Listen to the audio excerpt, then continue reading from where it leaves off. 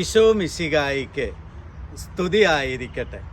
ദൈവം നമ്മോടുകൂടെ. ഇന്ന് അനേകർ പറയുന്ന ഒരു വലിയ സങ്കടമാണ്, എത്ര പ്രാർത്ഥിച്ചിട്ടും ഏതെല്ലാം സ്ഥലങ്ങളിൽ പോയി പ്രാർത്ഥിച്ചിട്ടും ഒരു ഫലവും ഞങ്ങളുടെ ജീവിതത്തിൽ ഉണ്ടാകുന്നില്ല എന്ന്. പ്രിയപ്പെട്ടവരെ, ഇങ്ങനെ ഓടി നടന്ന് പല സ്ഥലങ്ങളിൽ പോയി പ്രാർത്ഥിക്കുമ്പോൾ എന്തുകൊണ്ട് നമ്മുടെ പ്രാർത്ഥനയ്ക്ക് മറുപടി ലഭിക്കാതെ പോകുന്നു എന്ന് വിശുദ്ധ ഗ്രന്ഥം നമ്മോട് പറയുന്നുണ്ട്. സങ്കീർത്തനം 66-ന്റെ 17-18 തിരുവചനങ്ങളിൽ ദൈവം ഓടി നടക്കുന്നവരോട് ഒരു കാര്യം ഓർമ്മപ്പെടുത്തുന്നുണ്ട്. ഞാൻ അവിടുത്തോട് ഉച്ചത്തിൽ നിലവിളിച്ച് പ്രാർത്ഥിച്ചു.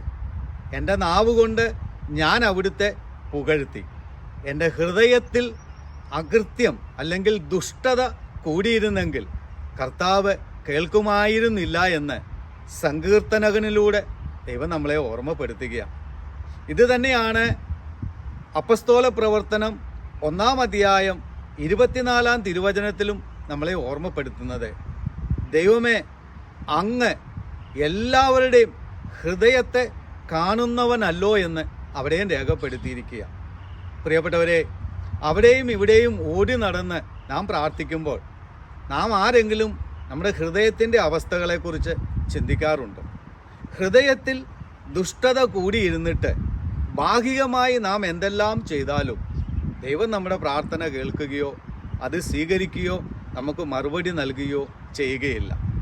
നാം യേശുവിൻ്റെ കാലഘട്ടം എടുത്ത് പഠിച്ചാൽ എന്തുകൊണ്ടാണ് അന്നത്തെ പരീശന്മാരെയും സദൂക്യരെയും ഒക്കെ യേശു അതിശക്തമായി വിമർശിക്കുന്നതായി നമ്മളെ അവിടെ കാണുന്നുണ്ട്. അവരെ യേശു വിളിക്കുന്നത് കപട ഭക്തിക്കാരെ എന്നാണ് വിളിക്കുന്നത്. കാരണം ഭാഗികമായി എല്ലാം അവർ ചെയ്യുന്നുണ്ട്, എന്നാൽ ആന്തരികമായി അവർക്ക് വിശുദ്ധിയില്ലായിരുന്നു. നമ്മളും അവിടെയും ഇവിടെയും ഓടി നടക്കുമ്പോൾ നാം നമ്മളിലേക്ക് തന്നെ ഒന്ന് ഇറങ്ങി ചിന്തിക്കുക. നമ്മുടെ ഹൃദയത്തിൻ്റെ അവസ്ഥ എന്താണെന്ന് ചിന്തിക്കുക. ഹൃദയവിശുദ്ധിയോടുകൂടി പ്രാർത്ഥിച്ചാൽ പ്രിയപ്പെട്ടവരെ, നാം ഇരിക്കുന്നിടത്തേക്ക് നമ്മെ തേടി വരുന്നവനാണ് നമ്മളുടെ കർത്താവ്. ഹൃദയവിശുദ്ധിയോടുകൂടി നമുക്ക് പ്രാർത്ഥിക്കാം. അങ്ങനെ പ്രാർത്ഥിക്കുമ്പോൾ നമ്മുടെ അപേക്ഷകൾ അവൻ സ്വീകരിക്കും, നമ്മുടെ പ്രാർത്ഥനയ്ക്ക് അവൻ ഉത്തരം നൽകുകയും ചെയ്യും.